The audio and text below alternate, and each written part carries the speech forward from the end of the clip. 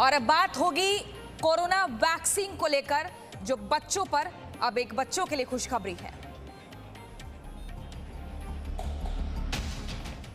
जाइडस कैडिला की corona vaccine को भारत ने आपात इस्तेमाल की मंजूरी दे दी है। वैक्सीन को drugs controller general of India यानी कि डीसीजीआई की ओर से मंजूरी दी गई है।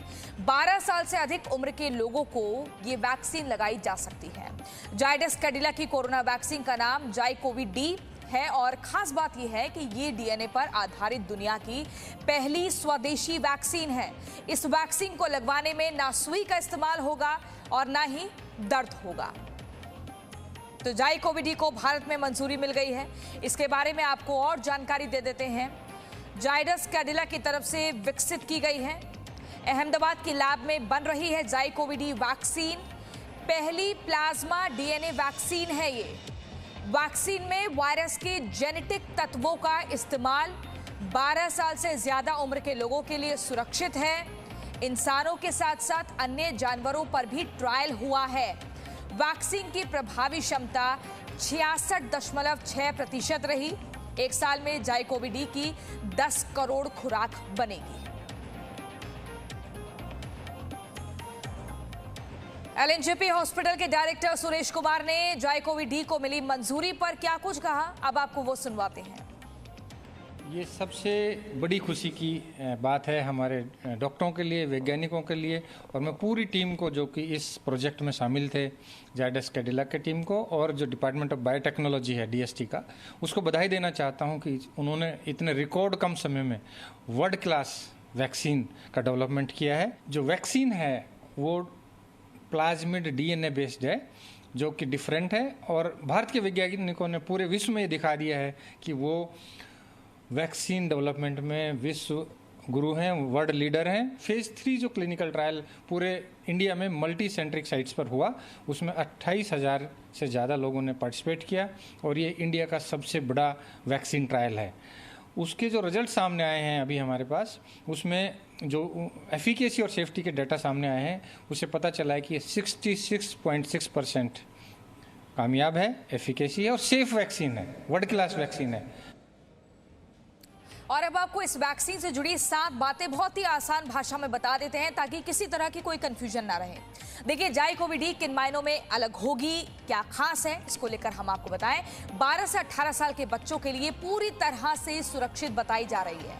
वैक्सीन की एफिकेसी रेट 66.6% है। पहली प्लाज्मिड डीएनए वैक्सीन है। 3 डोज वाली ये वैक्सीन होगी। अब तक हम 2 डोज वाली वैक्सीन देख रहे हैं, लेकिन इसमें ये बदलाव है कि इसकी 3 डोज लेनी होगी। 4-4 हफ्तों के अंतराल पर ये 3 डोज आपको लेनी होगी। 2 से 8 डिग्री सेल्सियस तापमान पर स्टोर कर सकते हैं। बगैर इंजेक्शन वाली ये वैक्सीन होगी। ना ही दर्द होगा और ना ही निडल का इस्तेमाल होगा। तो ये खास बातें।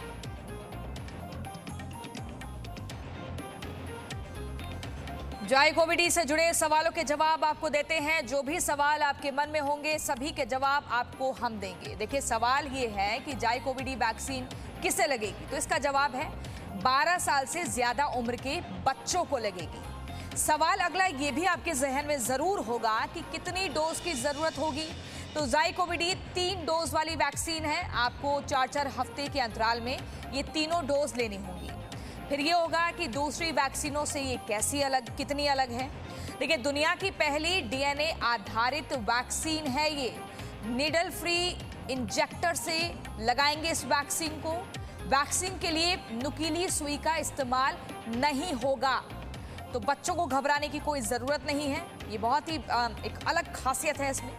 अब सवाल आपके जहन में ये भी होगा कि जाइकोवी-डी कितनी सुरक्षित है, तो इसका जवाब ये है 18,000 से ज्यादा लोगों पर ट्रायल हो चुका है। इंसानों के अलावा जानवरों पर भी ट्रायल हुआ है। अब जाइकोवी-डी कितनी कारगर है, तो ट्रायल में 66.6% कारगर पाई गई है।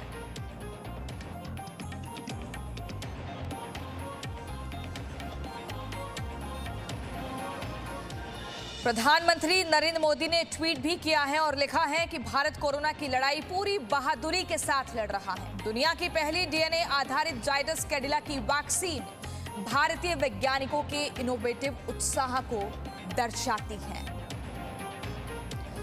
और इसी खबर पर अब ज्यादा जानकारी के लिए हमारी सहयोगी पूजा मक्कर के पास हम चलते हैं। पूजा, जिस तरीके से हम देख रहे हैं उत्साह एक जबरदस्त है, चाहे हम डॉक्टर से बात कर रहे हैं, उनकी प्रतिक्रिया सुन रहे हैं, प्रधानमंत्री नरेंद्र मोदी ने ट्वीट कर दिया है, इसकी एफिकेसी रेट हम बता रहे हैं, क्या उम्र रहेगी, किस उम्र के तबके को लगेगा।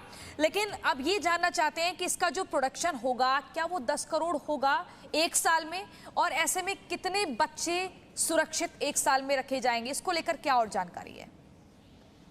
देखिए, सबसे पहले तो ये बात जानना जरूरी है जी न्यूज के दर्शकों के लिए कि ये वैक्सीन लगेगी कब से। तो अभी जो प्रेस कॉन्फ्रेंस चल रही है ज़ायकोव डी की तरफ से, उसमें उनके मैनेजिंग डायरेक्टर की तरफ से ये कहा गया है कि सितंबर के पहले हफ्ते में उनकी कोशिश है कि वैक्सीन लोगों को कमर्शियली लगनी शुरू हो जाए। सबसे पहले लोगों को ये जान लेना चाहिए। दूसरी बात, ये ऐसी पहली वैक्सीन होगी भारत में जो कि 12 से 18 साल के बच्चों को भी लगेगी। तो उन बच्चों के लिए भी ये तय किया गया है कि उनको भी 3 ही डोज लगेंगी, और वो 3 डोज पहले दिन, 28वें दिन और 56वें दिन, यानी कि 2 महीने के पीरियड में तीनों डोज को पूरा कर लिया जाएगा। तीसरी सबसे अहम बात जो लोग जानना चाहते हैं वो ये है कि इस वैक्सीन की कीमत क्या होगी। तो उसको लेकर अभी जो प्रेस कॉन्फ्रेंस हुई उसमें यह कहा गया है कि अभी कीमत को लेकर सरकार से बातचीत चल रही है, नेगोशिएशंस चल रही है।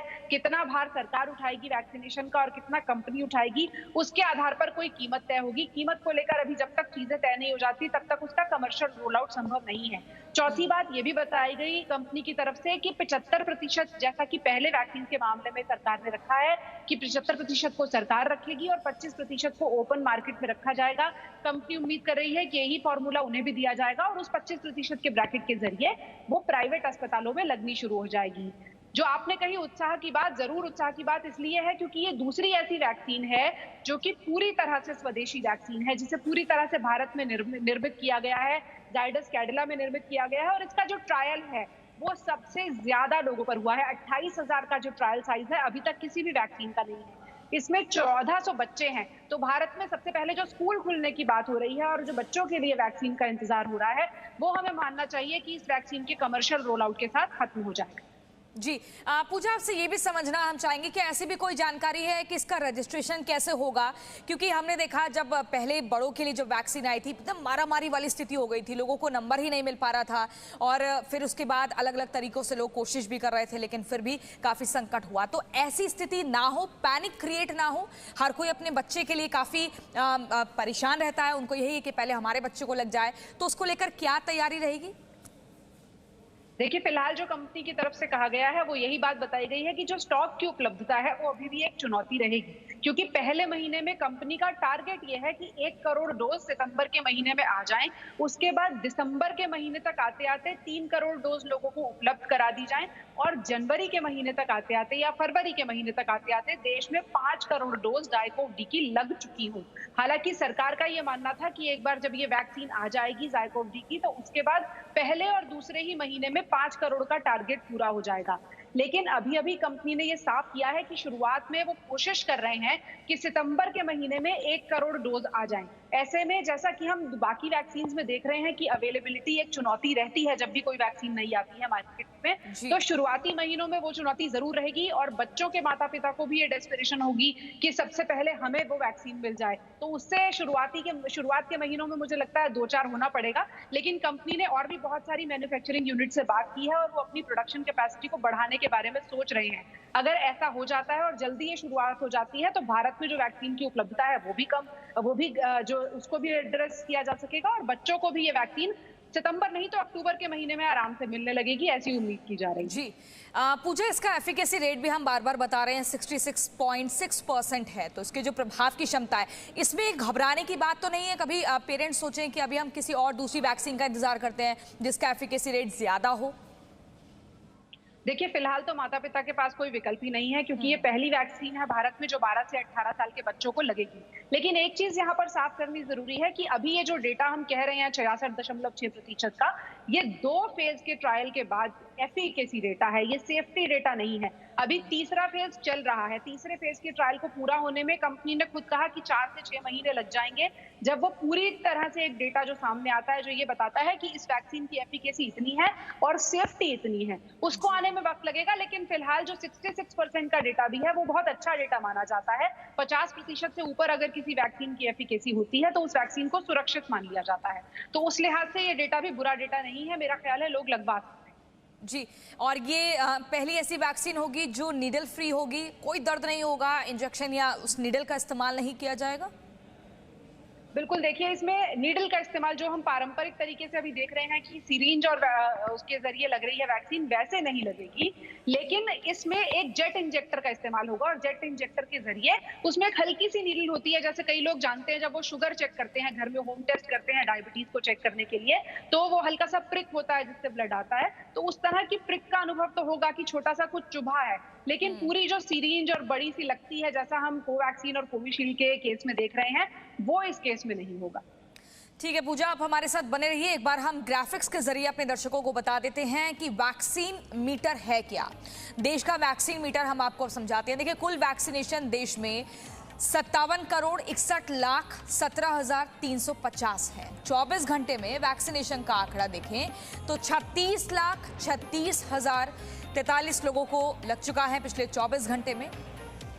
ये वैक्सीनेशन मीटर हम आपको बता रहे हैं। और इसी बीच 24 घंटे में क्या आंकड़े आए हैं वो भी आपको बता देते हैं। देश में घट रहे हैं कोरोना के नए मामले। पिछले 24 घंटे में 34,457 नए मामले आए हैं। पिछले 24 घंटे में कोरोना से 375 लोगों की मौत की खबर है। देश में कोरोना के 3,61,000 एक्टिव केस है। इस ग्राफ को हमें समझना होगा। भारत में कोरोना के जो नए मामले हैं वो किस कदर घटे हैं। 36,000 से फिर ये डाउनफॉल होता है ग्राफ, और उसके बाद एक कर्व लेते हुए 34,000 पर आ जाता है। तो कहीं ना कहीं स्थिति बहुत ज़्यादा गंभीर नहीं है, बहुत ज़्यादा खतरे वाली नहीं है। देश में कोरोना के 3,61,000 एक्टिव केस फिलहाल बने हुए हैं। पूजा, हम लगातार एक ग्राफ के जरिए अपने दर्शकों को बता रहे हैं कि भारत में कोरोना के नए मामले घटे हैं।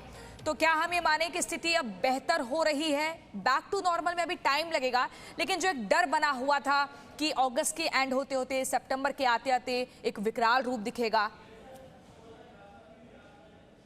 बिल्कुल, देखिए अगर अभी की बात करें तो स्थिति बेशक बेहतर हो रही है। 30,000, 32,000, 34,000 ये आंकड़े अब नजर आने शुरू हो गए हैं।